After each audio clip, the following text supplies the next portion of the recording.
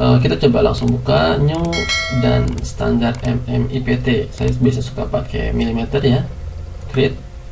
Nah teman-teman, ini adalah tampilan awal untuk software Autodesk Inventor.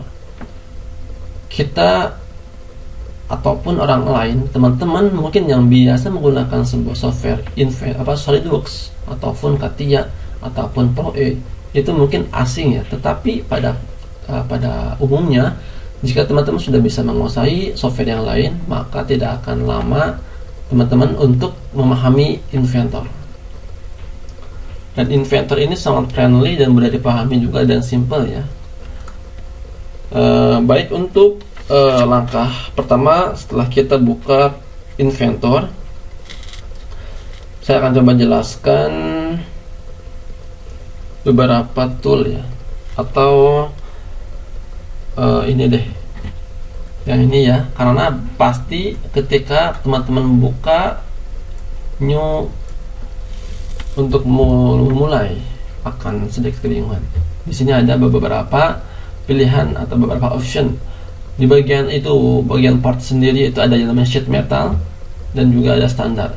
Apa itu sheet metal? Teman-teman kalau membuat sebuah desain plat ya, desain plat yang emang pada aplikasi di lapangan itu emang plat ya, plat. Jadi teman-teman langsung aja pakai ini. Karena di sini teman-teman banyak feature yang emang sangat membantu banget ya. Mulai dari contour flank, misalkan bending, kemudian contoural, ini sangat membantu sekali. Nanti saya akan coba jelaskan untuk masuk ke sini. Kemudian saya coba back lagi. Di bagian assembling, itu sendiri teman-teman ada pilihan juga, ada mode design, ada standar.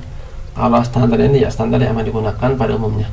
Ini weldment, ada juga untuk weldingnya, dan beberapa standar ada dari GIS, ISO, DIN dan lain-lain. Dan juga ini drawing di sini ada dua jenis ya, ada drawing dan ada IDW. Kalau drawing itu sendiri yang pernah saya pakai ketika kita membuat sebuah drawing di AutoCAD, kita buka di Inventor. Nah ini pakai DWG bisa kebuka seperti itu. Nah kemudian untuk IDW itu untuk Inventor only, jadi hanya Inventor aja ya, tidak untuk yang lain. Nah kemudian ada IPN itu Inventor Presentation. Teman-teman kalau udah membuka atau membuat sebuah assembling, teman-teman bisa mempresentasikannya dengan yang sangat informatif ya.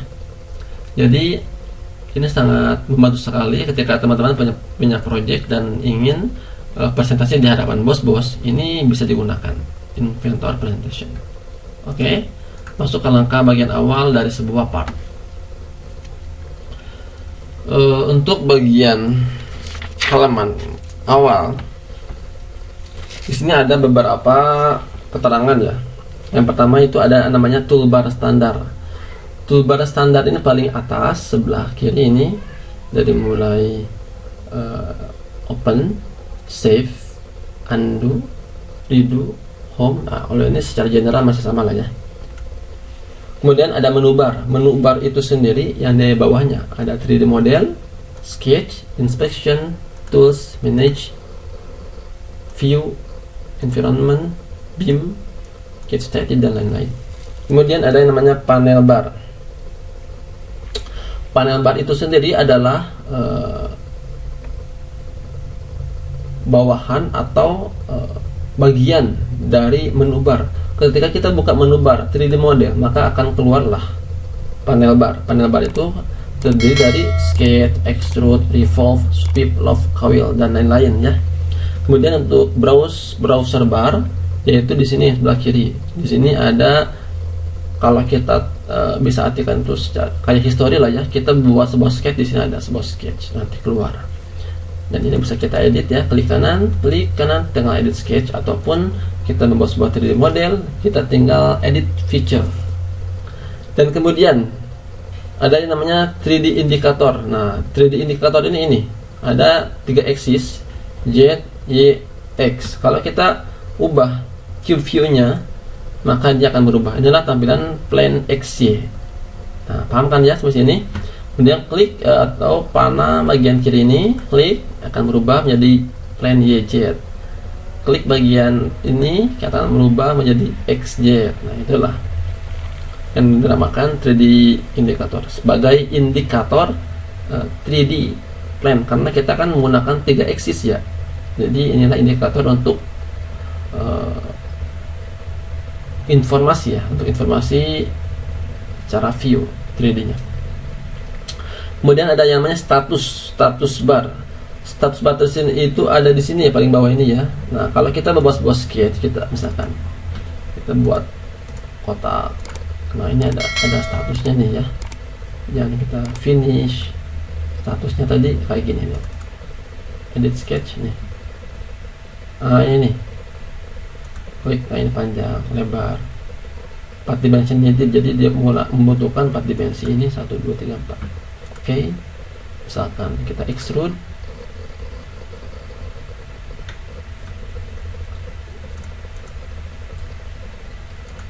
Nah, coba di oke kan.